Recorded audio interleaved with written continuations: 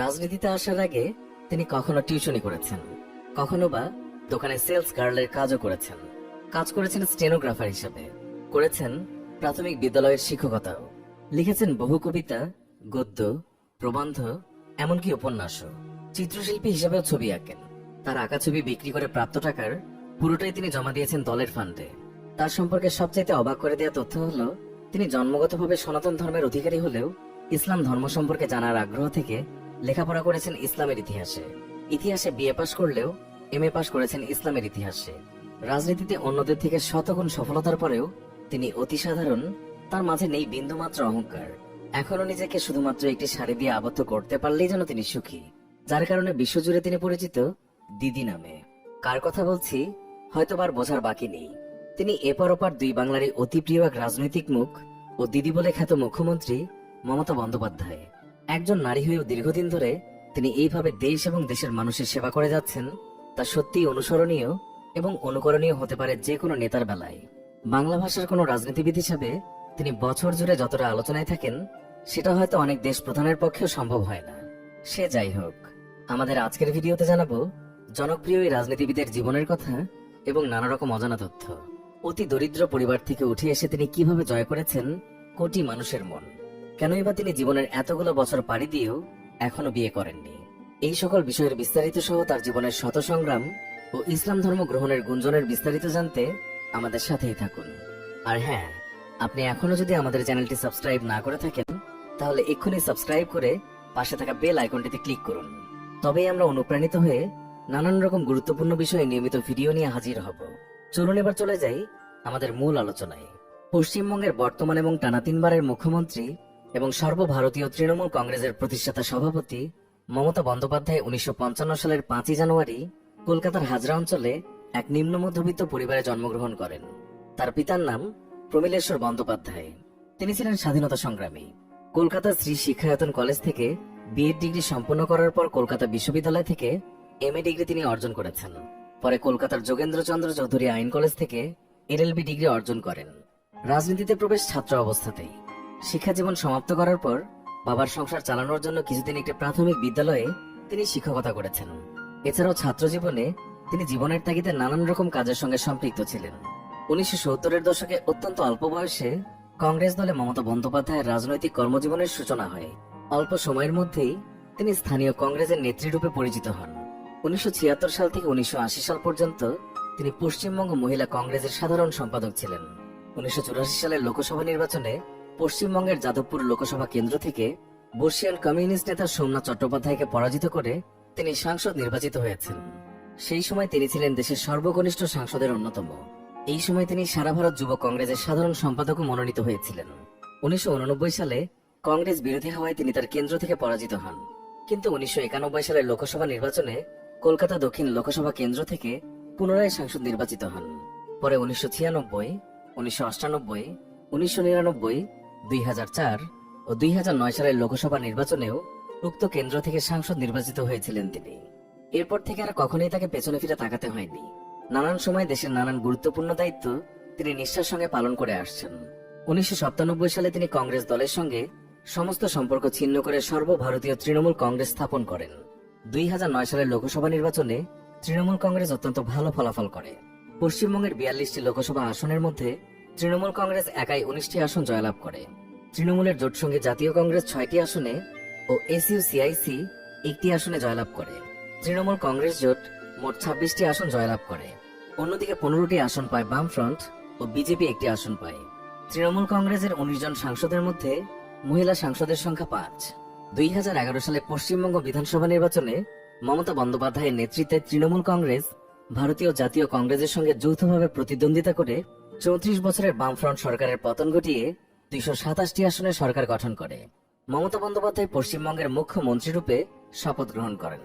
তারপর 2014 সালে ভারতের লোকসভা নির্বাচনে মমতা বন্দ্যোপাধ্যায়ের নেতৃত্বে তৃণমূল কংগ্রেস এককভাবে লড়ে পশ্চিমবঙ্গের 34টি লোকসভা আসনে জয়লাভ করে এবং সর্বশেষ 2016 সালে পশ্চিমবঙ্গ বিধানসভা নির্বাচনে তৃণমূল কংগ্রেস এককভাবে 211টি আসনে জয়লাভ করে সরকার গঠন করে।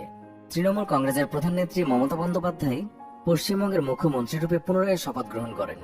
দিদি হিসেবে সর্বাধিক পরিচিত মমতা ব্যানার্জির নামের পাশে কখনো জননেত্রী, কখনো অগ্নিকন্যা, এই ধরনের নানা বিশেষণ বসানো হয়। সাদাসিধে জীবনযাপনে অভ্যস্ত মমতা এখনো তাঁতের সাদা শাড়ি পরেন। 8-10টা উচ্চশিক্ষিত নারীর মতো বিলাসিতা কিংবা প্রসাধন নিয়ে তার কোনো আগ্রহ নেই।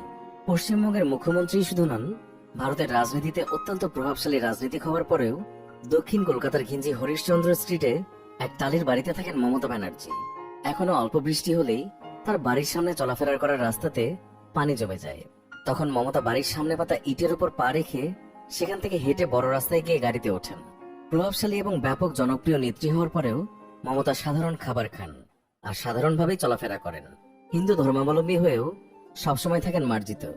শত শত আইন শৃঙ্খলা রক্ষাকারী বাহিনীর প্রহরা তিনি পছন্দ করেন না।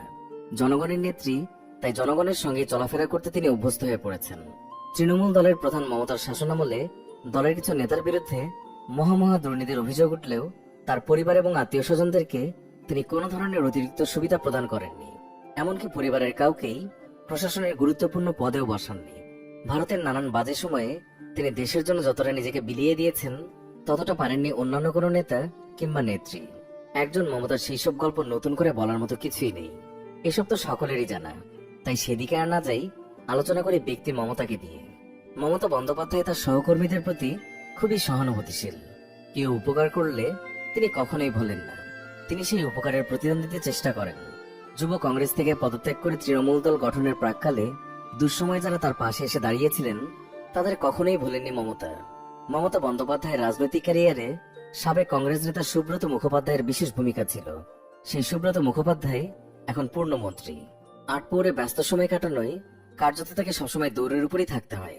তারপরেও মমতা মুখে মুখে ছড়া তৈরি করেন, সহকর্মীদেরকে উৎসাহ দেন। বিভিন্ন জনসভায় কোন রকম স্ক্রিপ্ট ছাড়াই বিরোধীদের নিশানা করে 2-4 লাইন ছড়াও কাটেন মমতা। সেই সব ছড়া শুনে প্রশংসার হাততালিতে ভরিয়ে দেন উপস্থিত জনতা। সংস্কৃত মনা মমতার বাংলার লোকশিল্পের প্রতি আন্তরিক অনুরাগ রয়েছে। ব্যক্তি জীবনে তিনি তৈলাক্ত খাবার বা ভাজাভুজি খেতে বিশেষভাবে পছন্দ করেন না। তিনি ভাত রুটির পাশাপাশি খেতে পছন্দ করেন মুড়ি, চা ও চকলেট। ঘনিষ্ঠ মহলে হালকা মেজাজে আটা দিতে বসলে মুড়ির সঙ্গে আলুর চপ খেতে তিনি খুবই পছন্দ করেন।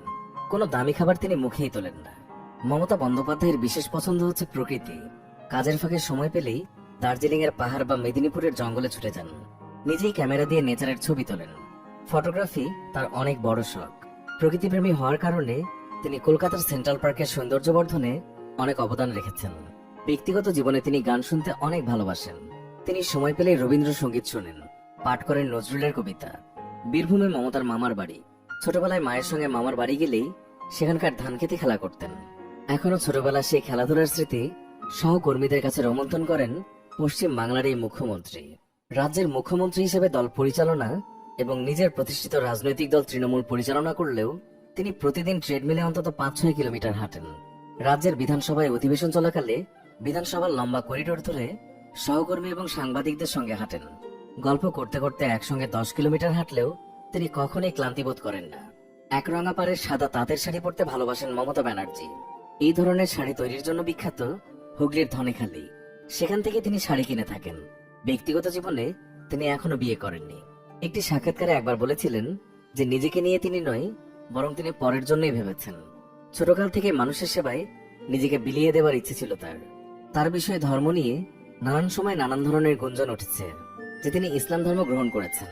তবে এইসব গুঞ্জনের কোনো সত্যতা কখনোই মেলেনি। তিনি জন্মগতভাবে সনাতন ধর্মের অনুসারী এবং সেই রীতি অনুযায়ী চলাফেরা করেন।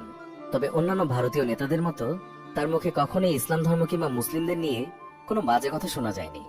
সম্প্রতি প্রাণঘাতী করোনা ভাইরাস মোকাবেলায় একগুচ্ছ পদক্ষেপ নেওয়ার ঘোষণা দিয়েছেন মমতা বন্দ্যোপাধ্যায়। তিনি বলেছেন, এই পরিস্থিতিতে সরকারি কর্মীরা বাড়িতে থেকেও আংশিক কাজ চালিয়ে নিতে পারবেন। শুধু তাই নয়, রাজ্যের 9,70,00,000 মানুষ রেশনে প্রতি মাসে 2 টাকা কেজি দরে চাল কিনতে পারবেন। আর বর্তমানে সেটি বিনামূল্যে দেয়া হবে। করোনা ভাইরাসের বিস্তার ঠেকাতে এবং সমাজের বিশাল সংখ্যক মানুষের সমস্যা লাঘবে এই 2 পদক্ষেপ গ্রহণ করেছেন মমতা বন্দ্যোপাধ্যায়। এর আগে সাম্প্রদায়িকতা ইস্যুতে ভারত জুড়ে নানান সমস্যার সময় পশ্চিমবঙ্গে বসবাসরত সকল বাংলাদেশী ভারতের নাগরিক। নাগরিকত্বের জন্য নতুন করে তাদের আবেদন করার দরকার নেই, এই কথা বলে তিনি দেশের মানুষের মাঝেও ব্যাপক আলোচনার সৃষ্টি করেন। শুধুমাত্র সেবার নয়, এর আগেও তিনি নানান ইস্যুতে আমাদের দেশের মানুষের ভালোবাসা কুড়িয়েছেন। এমনকি তিনি এই দেশের মানুষের কাছে যতটা প্রিয় একজন রাজনীতিবিদ, বর্তমানে বাংলাদেশে তার মতো প্রিয় রাজনীতিবিদ নেই বললেই চলে। কেননা তিনি বরাবরই দুই বাংলাকে এক করেই দেখেন। তার কথা এবং আচার আচরণে বরাবরই বাংলাদেশের প্রতি অসীম ভালোবাসা ফুটে ওঠে। সব মিলিয়ে মমতা ব্যানার্জি প্রকৃত অর্থেই একজন দেশনেত্রী। ফেসবুকে তার রয়েছে কোটি কোটি ফলোয়ার্স। সোশ্যাল মিডিয়াকে ব্যবহার করে মানুষের আরো কাছাকাছি তিনি পৌঁছে যান। ফেসবুকে লাইভ চ্যাট করেন, নিয়মিত টুইট করেন, যার কারণে সকলের কাছে একজন মমতা মানেই খুব কাছের কেউ, অতি আপন কেউ, যার পোশাক এবং মন দুটোই সাদা। প্রিয় ভিউয়ার্স, দুই বাংলা নয়নের মণিখ্যাত এই রাজনীতিবিদকে আপনার কাছে কেমন লাগে? কেমন লাগে তার ব্যক্তিত্ব এবং নেতৃত্ব গুণ? কমেন্ট করে জানিয়ে দিন এই নিয়ে আপনার মূল্যবান মতামত।